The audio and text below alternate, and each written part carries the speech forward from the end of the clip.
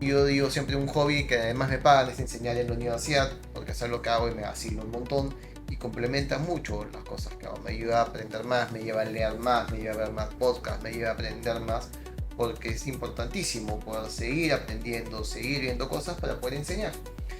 Todas estas cosas van amarradas a ayudarme a ser mejor en todo lo que hago, haciendo otras cosas que complementan la vida también. No hay forma que no te equivoques. La universidad no te prepara para que hay una pregunta, la respondas bien, te dan una teoría y tienes que responder sobre eso. La realidad te golpea.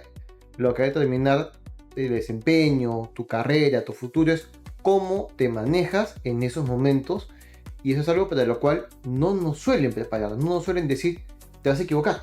Y es una realidad, es algo cierto, te va a pasar y vas a tener que aprender cómo lidiar con eso. Bienvenidos a un nuevo episodio de Caminos al Primer Millón, espacio que no existe para hablar de dinero en abstracto, sino de algo más difícil y más valioso, las decisiones que construyen patrimonio real. Aquí conversamos con personas que entienden que crecer no es una cuestión de suerte ni de timing, es una cuestión de criterio, de visión. De la disciplina para sostener una convicción cuando el entorno presiona en sentido contrario. El invitado de hoy lo sabe mejor que la mayoría, y esta conversación lo va a demostrar. Hay decisiones financieras que se toman bajo presión, con información incompleta, en organizaciones donde el margen de error es mínimo. Y hay personas que llevan más de 2 décadas tomando exactamente ese tipo de decisiones.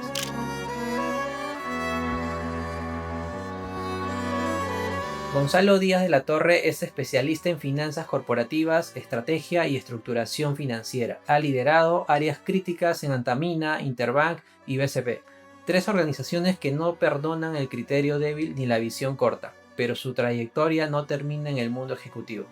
Ya desde hace casi 10 años forma líderes con una convicción que define su forma de pensar. El liderazgo financiero real no se construye dominando los números, se construye entendiendo a las personas, los procesos y el propósito detrás de cada número. Su perspectiva combina mentalidad de CFO, pensamiento estructural y una lectura muy clara del dinero como lo que realmente es, una herramienta para construir organizaciones, carreras y patrimonio con un horizonte de largo plazo. Gonzalo, bienvenido al Camino del Primer Millón. Muchas gracias, Josías. ¿Cómo están todos? Muchísimas gracias por tenerme acá. Gonzalo, eres ingeniero industrial de formación, un perfil que normalmente deriva hacia operaciones, procesos, manufactura. Ahora, sin embargo, terminaste construyendo una carrera en finanzas corporativas a nivel ejecutivo. ¿Cuándo y por qué decidiste hacer ese giro? Es una muy buena pregunta. La vida te da sorpresas a las que no te preparas. Yo estudié ingeniería industrial, una carrera vinculada efectivamente a temas de planta, pero en una época en la cual el periodo era distinto. No trabajabas en lo que tú querías, sino en lo que había. Hace 25 años era así. Y me contrató el banco de crédito para analista de riesgos, sin estar buscando finanzas, y fue una oportunidad espectacular que me dio la vida y que ha guiado lo que hoy es mi carrera. Y es algo a lo cual estoy eternamente agradecido al BCP por la oportunidad que me dio en su momento. Tienes una formación técnica sólida, un MBA de primer nivel y entraste a organizaciones como Antamina y el sistema bancario peruano. ¿Qué fue lo primero que entendiste en la práctica que ningún programa académico te había preparado para enfrentar? Muy buen tema. Lo primero, shit happens. La universidad no te prepara para que hay una pregunta, la respondas bien, te dan una teoría y tienes que responder sobre eso. La realidad te golpea y te da cosas a las cuales no tienes cómo prepararte. Salvo que pruebes otra y vayas aprendiendo. Lo primero que descubrí es eso, shit happens, te vas a equivocar. No hay forma que no te equivoques. Lo que va a determinar el desempeño, tu carrera, tu futuro es cómo te manejas en esos momentos, y eso es algo para lo cual no nos suelen preparar, no nos suelen decir te vas a equivocar.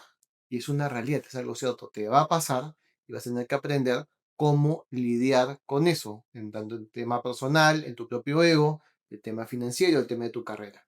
Y eso es lo que construye o determina cómo te va a ir hacia adelante. Hay una idea que aparece mucho en tu forma de pensar, que el verdadero dominio de un tema se mide en la capacidad de explicarlo con simplicidad.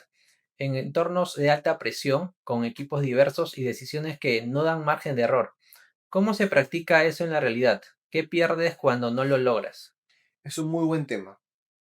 Mientras más complejo sea algo, es necesario explicarlo de la forma más simple posible, para que se pueda entender, se pueda ejecutar, podamos estar todos en la misma línea.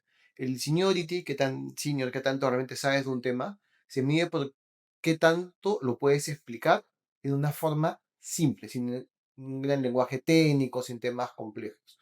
Por ejemplo, mi punto de vista, las finanzas es contar la historia de una empresa, son letras, usas números como idioma.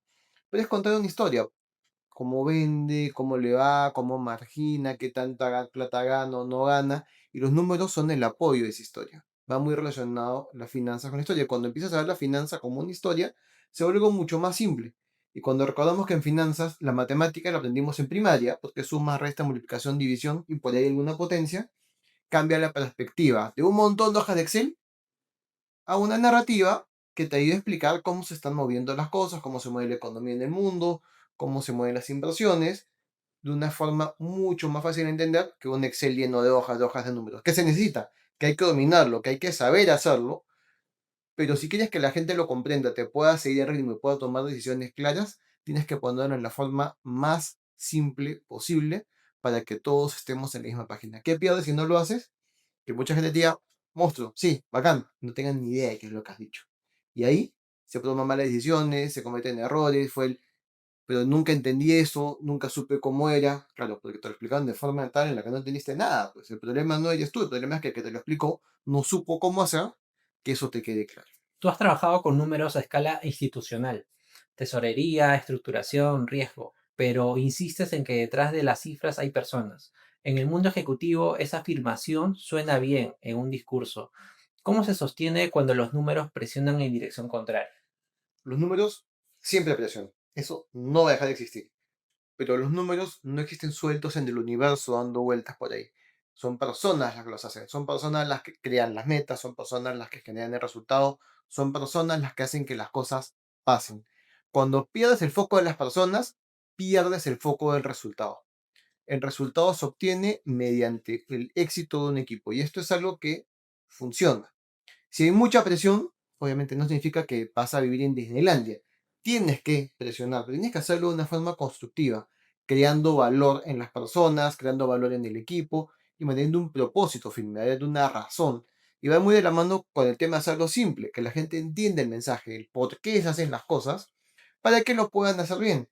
Yo creo firmemente en la importancia de trabajar con las personas para lograr los resultados. No es solo el número, es que las personas hagan el número una realidad. ¿En algún momento tomaste una decisión deliberada de reorganizar tus prioridades entre el mundo ejecutivo, la docencia y la familia? Para alguien que forma líderes, esa es una decisión que también enseña. ¿Qué aprendiste de ti mismo en ese proceso y qué le dirías a un líder que todavía cree que elegir prioridades es una señal de debilidad? Para empezar, no es una debilidad.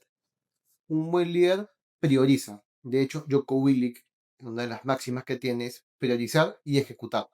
El líder prioriza y luego ejecuta. No puedes ejecutar sin priorizar. Y lo que crees que es lo realmente importante en la vida. Lo realmente importante en la vida depende de cada uno. No todos tienen exactamente la misma jerarquía de valores. Pero hay cosas que son valores más importantes, valores menos importantes. Hay una discusión interesantísima de valores en el podcast de Mark Manson. Tiene un capítulo de 4 horas hablando de valores. Pero los valores relevantes, la familia, los amigos, pesan bastante. Y hay momentos en los cuales hay que decidir qué es lo que quieres en tu vida, qué es lo que más valoras en tu vida. De hecho, hace poco ha salido un capítulo también del podcast de Simon Sinek, en el cual entrevista a Will Guedara, el autor de Unreasonable Hospitality, y hablan justo de estos temas también. La priorización te ayuda a hacer las cosas mejor. Pero ¿qué cosas? Las que tú realmente quieres hacer mejor, las que para ti son importantes. Hace un rato hablé de la importancia del equipo para los números. Es importante tener un propósito y las cosas que priorizas deben ir de la mano con eso. Por eso los valores son tan relevantes. Los valores de una empresa, los valores de la persona, que hagan un conjunto y ver qué es lo que te genera a ti más valor, lo que te resuena a ti y eso es lo que te va a acompañar a generar cosas. Hay gente que valora el dinero, hay gente que valora el respeto, hay gente que valora la familia. Prioriza lo que tiene más valor para ti y métele 100% a lo que tiene más valor para ti. Gonzalo, ahora que has mencionado a Simon Sinek, ¿qué te mantiene en ese modo de búsqueda? ¿Y qué le dirías a alguien que cree que el liderazgo es una etapa que se alcanza, no un proceso que se sostiene? Voy a usar, ya que has mencionado a Simon, voy a usar una frase a lo que viene acá con él. el líder nunca deja de aprender. Cuando tú ves gente que dice, ya lo tengo todo resuelto, ya lo sé, sospecha. No. Somos eternos aprendices. Hemos venido a este mundo para aprender. Y todo el tiempo hay cosas nuevas para aprender. Y podemos aprender de mucha gente que ni siquiera esperaríamos aprender de ellos. ¿Qué es lo que me motiva en esto? Cuando empecé en el mundo de la docencia me di cuenta que tenía mucho que aprender. Cada día me doy cuenta que tengo más que aprender. Me encanta leer, escuchar podcasts, ver nuevos conocimientos, retar las cosas que creo que sé, porque estoy seguro, me falta aprender muchísimo y no me alcanza la vida para seguir aprendiendo más. Y la idea es seguir aprendiendo continuamente, continuamente. Hay nuevas cosas que ver, hay nuevas cosas que crear, nuevas cosas que pensar, cambiar algunas ideas. De hecho, hay un libro de eso buenísimo de Adam Grant, Think Again, para aprender a repensar las cosas. Eso es lo que tenemos que aprender. Tenemos que aprender a aprender y aprender a desaprender, que van de la mano y van parte del camino también. Gonzalo, empezamos con una parte muy interesante del podcast que sería verdades millonarias. Te voy a lanzar unas preguntas y me vas a decir lo primero que se te ocurra a la mente. Excelente. El trabajo de un líder financiero no es evitar el riesgo, es elegir bien qué riesgos vale la pena asumir. Totalmente. No se puede evitar el riesgo. El riesgo es inherente a las finanzas, a las inversiones. Sin riesgo no hay rentabilidad. Temes qué riesgo es el que vale la pena y cuál, ahí no. Una estrategia financiera que no puedes explicarle a tu equipo en términos simples no es sofisticada, es incompleta. O lo voy a poner distinto. Una estrategia que no puedes explicar en términos simples a tu equipo no es que no sea sofisticada, es que el que no es sofisticado eres tú, porque no tienes el conocimiento para poderlo explicar en forma simple a tu equipo. Lo cambio si puede ser súper sofisticada, el que le falta es a ti para poder explicar en forma simple. Buenísimo. La liquidez no es un colchón, es una decisión estratégica. Quien la trata como dinero disponible ya está tomando una mala decisión. Muy buena. Si pierdes tu liquidez, estás poniendo la soga al cuello. El tema es disciplina para poderla mantener. Y esa es la palabra clave. El primer billón no se construye solo con estrategia, se construye con la mentalidad que sostiene las decisiones cuando el entorno no coopera, cuando los resultados tardan y cuando la presión empuja hacia el corto plazo. Gonzalo ha operado en esos territorios durante más de 2 décadas. Y lo que emerge de su trayectoria no es solo un perfil técnico, es una forma de pensar que conecta el orden personal con el criterio financiero y el propósito con el largo plazo. Ha sido directo al hablar del micromanagement como un problema de liderazgo, no de gestión. Un líder que necesita validar cada paso de su equipo. ¿Qué está revelando realmente sobre sí mismo y qué costo tiene eso para una organización en el tiempo? Muy, muy buen tema. El micromanagement suele estar asociado, como lo veo yo y se ve en varios puntos, a temas de falta de confianza, falta de experiencia. Por un lado, pues falta de experiencia del equipo y hay que formar el equipo. Pero lo que se requiere más que el micromanagement es un coaching. Y esa delgada línea, muchos la confunden. O el otro es un tema de experiencia o de capacidad de entendimiento o de autopercepción, de, se me dio la palabra, pero es confianza en uno mismo en el día. Porque si tienes un problema de confianza y de ego, vas a tender a revisar más, a querer meterte más en el detalle. El eso es que consume tiempo, que es incómodo para el equipo, que es difícil de manejar y que no es sostenible en el tiempo. ¿Qué es lo que va a generar? Burnout, problemas de todos, tener que estar viendo un montón de detalles, porque el tiempo es el recurso más valioso que tenemos. El tiempo es limitado. Pasó un minuto, lo perdiste, no lo puedes recuperar. Ya pasó, ya se perdió. Se utilizó mal, se utilizó mal. Entonces acá es muy importante saberlo administrar. Que no quiere decir ciegamente dejar que la gente haga. Hay que revisar, hay que entender las cosas, pero hay que entender el camino y ser muy claro además de qué es lo que quieres que la gente haga. Muchas veces el micromanagement va acompañado de una falta de poder explicar efectivamente qué es lo que quieres que se haga. Si no puedes explicar qué es lo que quieres que se haga, estás viendo una y otra vez y pidiendo cambios y cambios. Es una bien complicado porque es un tema muy recurrente en micromanagement y es un tema efectivamente de liderazgo. Cuando un mayor seniority suele venir un tema de menor micromanagement, pero cuando hay un mayor seniority, tanto del líder como del equipo, y eso se crea eligiendo bien a la gente y formando adecuadamente a las personas. Hay un mix que te lleva a poderlo reducir en el tiempo. Hay una frase buenísima, si no creo que es de Richard Branson, que es precoger a la gente muy inteligente a decirles qué es lo que tienen que hacer. Los contratos para que ellos me digan qué es lo que tengo que hacer. Gonzalo, para alguien que está construyendo su camino hacia el primer millón sin querer perder el proceso de lo que de verdad importa, ¿Cuáles son los temas más relevantes en tu vida? Esa es una muy buena pregunta. Fuera de todo el mundo académico, fuera de todo el mundo laboral, hay cosas que para mí son súper importantes en mi formación, en la estructura que le he dado a mi vida. He sido scout por más de 30 años. Desde chico fui miembro de un grupo scout y pasé toda la carrera scout, digamos, incluyendo ser dirigente por muchos años. La formación de scout es lo que me enseñó liderazgo, trabajo en equipo, lograr obtener resultados, trabajar el tema de saber ganar y de saber perder también, porque a veces ganas y a veces pierdes, porque son juegos competitivos en los scouts. De hecho, uno de los puntos más relevantes en mi formación han sido los scouts, gran parte del aprendizaje. Pero además de eso, también soy coleccionista de Victorinox. Parte de los scouts me llevó a eso, era típico tener una cuchilla suiza cuando eras scout y pasé a tener dos, tres y bueno, tengo varias cuchillas suizas. Es un hobby que tengo hace años, en el cual me divierto. De hecho, tengo un canal en YouTube sobre mis cuchillas, se llama Fatsack, o sea, alguien se quiere dar una vuelta, en el que muestro algo de mi colección, comento algo de lo que hago con las cuchillas, es algo que me divierte, que me relaja. Para mí, yo digo siempre un hobby que además me pagan es enseñar en la universidad, porque eso es lo que hago y me vacilo un montón y complementa mucho las cosas que hago. Me ayuda a aprender más, me lleva a leer más, me lleva a ver más podcasts, me lleva a aprender más, porque es importantísimo poder seguir aprendiendo, seguir viendo cosas para poder enseñar. Todas estas cosas van amarradas a ayudarme a ser mejor en todo lo que hago, haciendo otras cosas que complementan la vida también.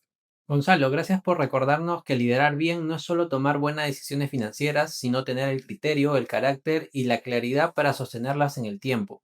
Tu mirada sobre simplificar lo complejo, ejecutar con responsabilidad y priorizar lo que realmente importa nos deja una lección clara. Pensar como CFO también es una forma de liderazgo personal. Gonzalo, gracias por estar el día de hoy con nosotros. No, gracias a ustedes por la invitación, ha sido un gusto poderlos acompañar. Espero que lo hayan pasado bien, que tengan algo que los sirva, que les sirva en su camino. Y ha sido un gusto nuevamente, gracias por la invitación. No, a ti, Gonzalo. A quienes quieran seguir aprendiendo de Gonzalo Díaz de la Torre, pueden encontrar su contenido y reflexiones en LinkedIn, donde comparte ideas sobre el liderazgo, finanzas y toma de decisiones con impacto. Esto fue un capítulo más de Camino al Primer Millón, un espacio para pensar mejor, decidir con criterio y construir patrimonio con visión de largo plazo. Nos vemos en el próximo episodio.